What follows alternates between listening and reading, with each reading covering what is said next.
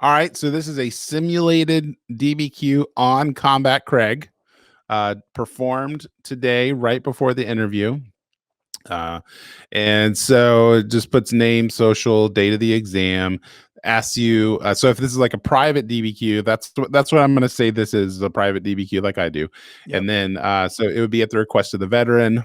I'm not a VA healthcare provider. I don't regularly see my clients in my clinic.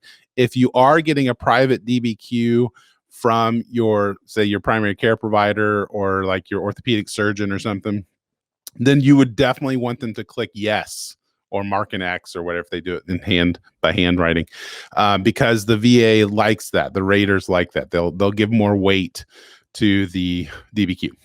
Okay. This is one that you have to be examined in person. Somebody has to lay hands on your knee. I put a little blurb in there. It says, if no, put something in here. I go ahead and put something just to emphasize that it was done in person, that Combat Craig crawled out of his secret bunker and came to see me in Georgia on his shitty knee. Nope, that would be lying. We don't need to lie or stretch the truth. The facts are facts. Yeah. Oh, yeah. So that's actually the motto of my medical practice, is putting the truth on your side. Yep.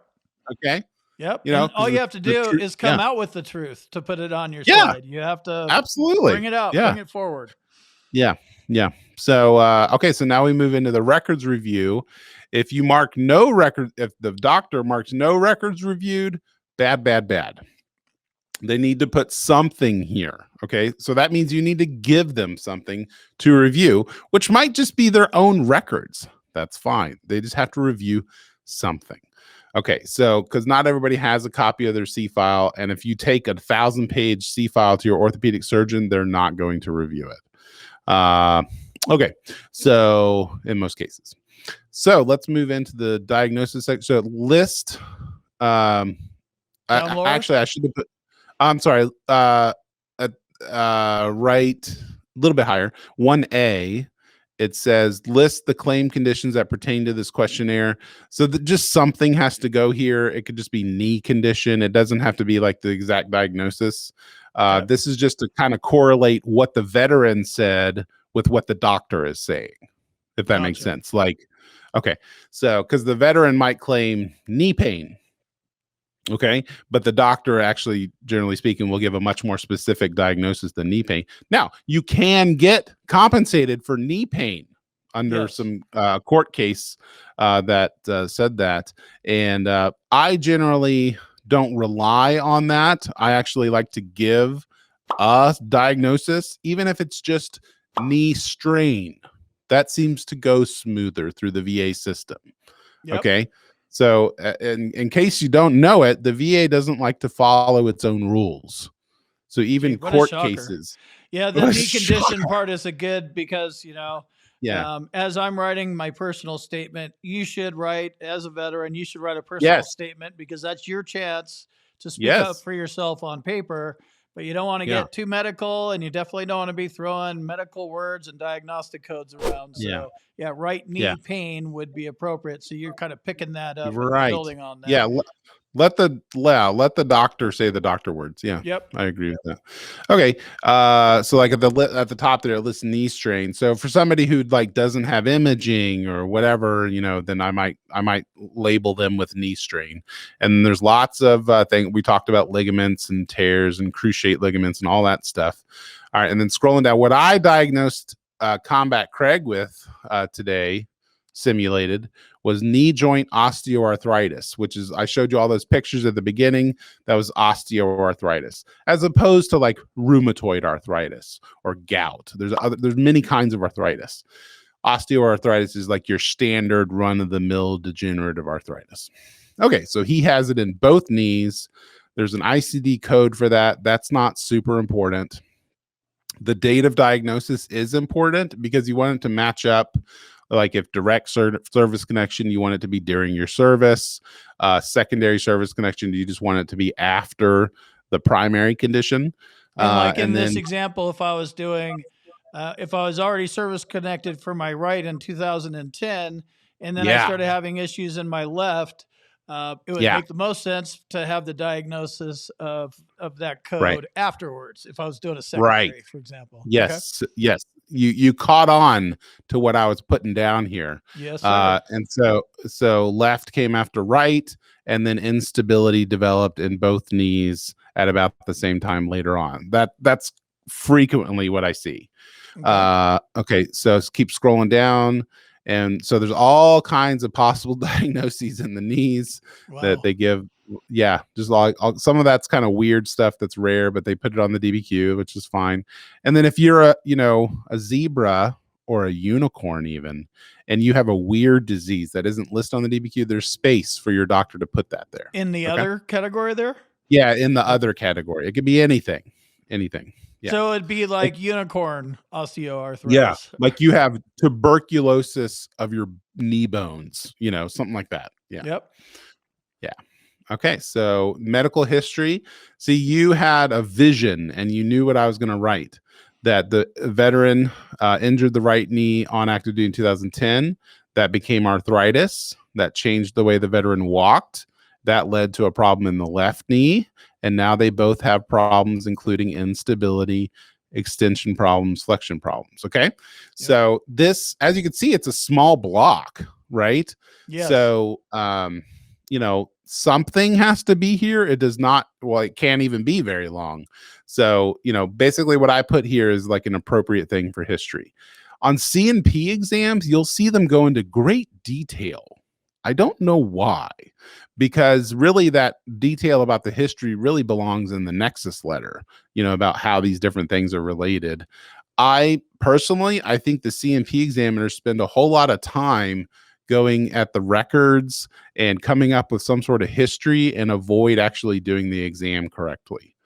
I don't understand that behavior. I have no explanation for it, but that's just what I observed. Not a shocker. Yeah. So, this is kind of like this DBQ is to assess the current status of the disability in the knees. Why they go into great detail in the history, beyond me. Okay, so 2B, I put the next three things, I put them in parentheses because they're supposed to be in the the veteran's description. So basically the veteran's own words. In my day-to-day practice of doing this, I kind of put, kind of help the veteran say what they need to say here. Right. But I put it in quotes. So flare-ups, flare-ups, repeated use over time, and instability. The instability is kind of specific to the knees, but the other two, the flare-ups and the repeated use over time, those are things that are on all of the musculoskeletal DBQs. Okay, so these are basically required things that the VA has to evaluate you for, whether they can't, basically the principle here, they can't just evaluate you on your best day. Can't tell you how many veterans I've talked to who go in for their C&P exam and they're like, well, I went in on a really good day, so now I'm screwed. Well, no, they're supposed to evaluate you on how you are, even on your worst day, even if that day doesn't happen to be the C&P exam day. Okay. Does that make sense? And it's important to, there's a lot of important things in the C&P exam, but yeah, if you're having a good day, you want to talk about the last month or 2 months, or whatever's really going on. Right. And it's not even so much de-emphasizing the good day; it's telling them what's going on, because that's what they're here to evaluate. Because everybody has good and bad pain days or whatever. Yes. So, and then just to emphasize, I should have said this at the beginning, is that this DBQ that we're looking at is one of the new DBQs that just came out on March 1st of 2021, when they were all re-released into the wild. Okay. Oh, right. Oh, let me scroll. Let me see if it's down at the bottom of this. There it is. Yeah. Okay. Updated on the 20th, released on March 2021. Okay. Yep. Yeah. So, okay. So next block is 2D. And it asks if the veteran has a history of instability. So basically, is the veteran reporting instability? This is new on this DBQ. This wasn't on the last iteration. And so I think this is great, because this is basically forcing the examiner mostly the C&P examiner, to actually ask the veteran, hey, does your knee give out? And before, I can't tell you how many veterans they're like, yeah, the C&P examiner never even asked me if I have instability in my knees, and they have horrible instability. Right. So, okay, so we just come up with a statement to put in there, and then so it's good to put like which knee is happening, that it gives out, and then that you stumble, and then how often that happens. Okay, Yep. every day, once a week, 2 times a week, once a month, because that gives the rater some kind of concrete information to give you the rating. Okay, for the block 2E, for the effusion, I generally don't pay, like, you would think that it's like in this set of blocks of important stuff that this would be important. In my opinion, this is not important, so I don't pay much attention to it. It's certainly not in the rating schedule, which we just reviewed. So unless somebody actually has effusions, I put no. So effusions are basically like really bad swelling of the knees. Okay. So basically you get fluid like in that internal capsule of the knee, and it's just, as opposed to swelling like around the outside of the knee, it's kind of a subtle difference. Would that go back to that earlier diagram where we were reviewing, where there was a syringe of some sort sticking in the that's knee? right. Yeah. Okay, so that's what you would do to but help relieve effusion. Yes. Okay. So spot on. Yeah. So some people that have really bad painful effusions, they'll go in and get them drained with a needle. Yeah. Okay. Yeah. Sounds not fun. It's not. Yeah. So moving on to the meat. This is the meat of the DBQ, the range of motion. Okay. And functional limitation. So they give a whole like 3, paragraphs of direction here. And I'm not going to read that. I'm just going to go through it. And but this section, this whole section, which goes on for 3 or 4, 5 pages, is really what they're rating you on, kind of the range of motion. And it the new DBQs, I have to be honest, I'm a little bit impressed with whoever put this together, because they did a good job. It's actually compliant with a court case called Correa. Now, I'm not impressed with how long it took them to do this, because Correa was decided by Kavik in 2016. So it took the VA 5 years to implement that court case. Not impressed with that part, impressed with how they eventually did it. Okay, now, you would think that they would put the right knee on the right side of the page and the left knee on the left side of the page. They didn't. Okay. So I think that's pretty funny. Okay. So basically, initial range of motion, you just have to mark abnormal or normal. Combat Craig's knees are messed up on both sides, so they're both abnormal. And then one of the interesting things about these new DBQs is, on the old ones, a lot of times you'd see the C&P examiners mark, can't test, or not indicated, or I don't want to do it, or whatever. Right. And now they have to explain why. They have to give a lot. If they're being bad examiners, they have to explain why they're being a bad examiner. I'm too lazy. I'm too lazy. Yeah. I hate my job. Yeah. They had to go. They got to put something. Something. Interesting. And then, so this thing about if range of motion is outside of normal, but is normal for this veteran, this is kind of rare. So what they talk about is like age, body habitus, neurologic disease. So body habitus means being obese. Okay. So is what they're talking about. So it's basically something outside the knee that's limiting the knee. This is kind of rare. Normally there's not going to be anything in here. Okay. So if abnormal, does the range of motion itself contribute to a functional loss? Well, duh. Yeah. I mean, so what I put is an obvious statement that loss of range of motion limits the ability to function normally. I made that up. Something needs to go in there. Okay. Because it says, if yes, please explain. So I just give a limited explanation. So that's an important thing on these DBQs, is that if you're doing a private DBQ that you're paying for, okay, you want to make sure the damn thing is complete, okay? Because you don't want it to get it rejected for being insufficient. Okay. Yep. So they gotta answer all the questions that need to be answered. So okay, so moving on to the next page, we're actually going to get into the some actual measurements. So first of all, it asks, can testing be performed? So the only situation where it would be no would be like the veteran refuses, or they just had surgery or something like that. So normally it would be yes. Okay. And then they have to explain if it's no. And then if it's the unclaimed joint, is it damaged or undamaged? Okay. Kind of a funny way of describing it, damaged or undamaged, but that's the words they chose. It's fine. So basically what they're saying here is, now Combat Craig, he has two messed up knees, left and right. So this can be left blank. Oh, well, that really shouldn't be checked, but that's okay. Anyway, what was I going to say? Oh, so you have to examine both sides. So even if you only have a problem in your right knee, you have to get your left knee checked out. Okay.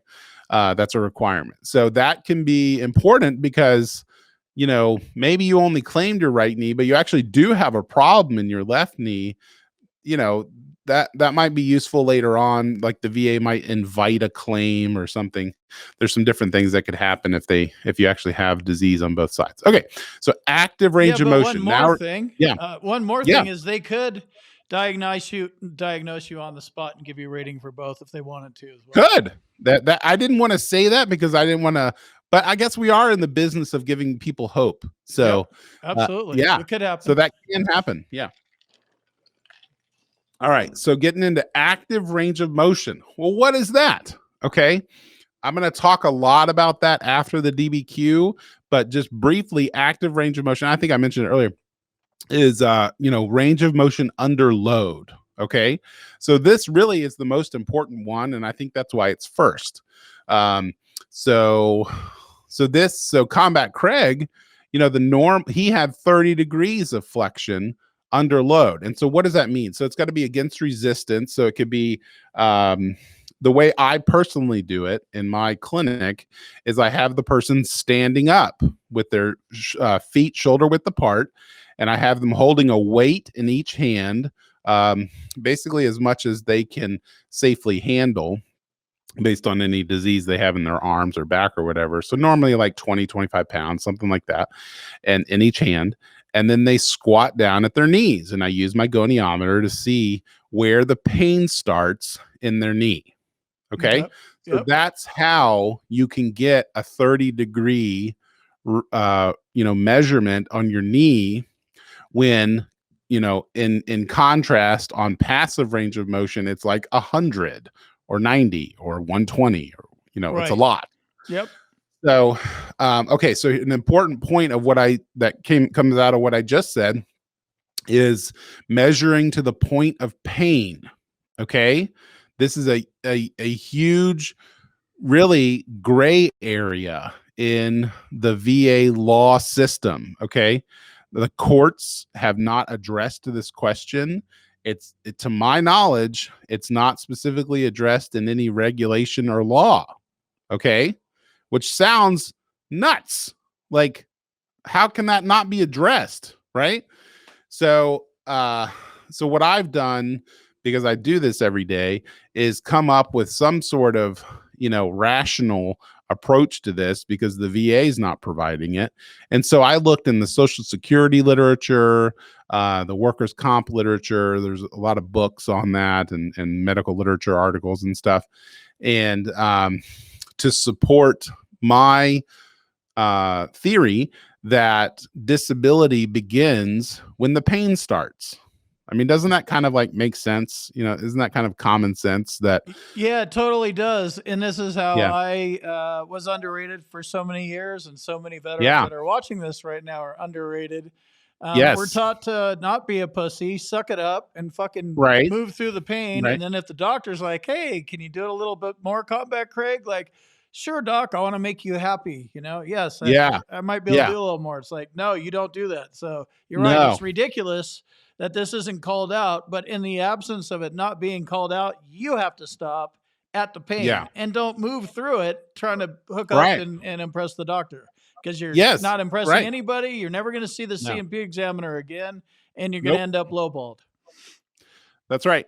That's right. So now it can get into an awkward moment in the C&P Sure. exam. I'll admit that when they're like, move your knee, they're like commanding you. You Yep. know, I've heard of this happening, and you're like, no, it hurts. You know, that's what you say. Like, it hurts. You know, you're gonna hurt me if you go farther. But this That's is what, one of you know. those things, you don't want to be adversarial. You know, your job is Correct. to be there as the Correct. veteran. His job is to be there as the doctor.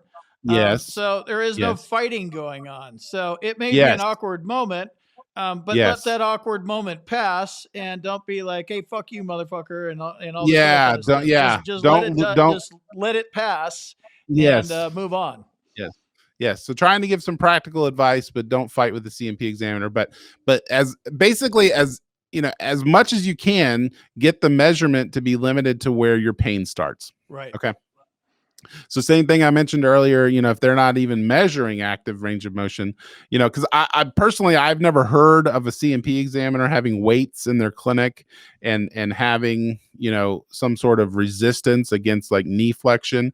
What you might, that's how I do it, because I think that that's a more repeatable, you know, replicatable, I don't know if that's a word, but you know, it's more consistent, you know, as opposed to me personally resisting the movement. But that's also an acceptable way to measure it. There is something called the VA Clinician's Guide. It was last published in 2015. It's not binding on the C&P examiners. They've largely replaced it with something called demo training, which in my opinion is quite poorly done. And explains a lot why the C&P examiners don't do a good job. But you could also have the examiner might resist you flexing your knee. Okay. Yep. But they need to do to truly capture active range of motion. They need to be resisting you flexing your knee with quite a bit of strength. Okay. Right. Not like when you go in and their doctor kind of assesses your musculoskeletal system for kind of like a standard primary care visit where they have you like resist, you know, lifting up on your arms and kicking out your knee and stuff. More than that. Okay. Like strong resistance. Okay. Right. So the reason is that the whole concept of this whole freaking VA disability system is how much it interferes with your ability to work. Yep. Right. You're what they call industrial capacity. Okay. Well, you know, just laying on a table and having you know, somebody else move your joint around passively, I'm not aware of any job where you can get paid to do that. Okay. Have somebody move your leg back and forth. Okay. However, sounds like a massage. I am not going to take that conversation any further. Okay. Yep. But there's lots of jobs that involve, you know, moving your joints under load, you know, carrying a bunch of lumber or whatever, you know. So the active range of motion, according to the Social Security and workers' comp literature, is a much better assessment of somebody's working capacity. The VA funny, system, and I hate to cut you off, but I want to do it so I make the point. Go for it. Yeah. And you brought up Social Security and workers' comp, and I guarantee you, in those ones, they are measuring passive and active, and they're doing it with whatever, you know. In the VA, it's like do nothing or whatever. They're calling it out and saying this much weight. This is how you put it in their hand. This is how you get them to move. Yes. So yes. Yeah. That's where I got the idea to use the weights. I mean, I didn't make that up. I mean, I'm kind of smart, but I'm not that smart. You need to appeal your VA claim? Check out Hill and Ponton at hillandponton.com. See if they can help you out. Also, if you're at Camp Lejeune between 53 and 87, you may be eligible for additional benefits. Links for both of those are in the description. Don't forget to sign up for my boot camp if you want to learn more about my process, which is the VA claims process. You're going to need medical evidence to win your VA claim. If you're missing a diagnosis, severity of your symptoms, or a nexus, and your doctor won't do it for you, send an email to Second Strata and see if they can help you with your missing medical evidence.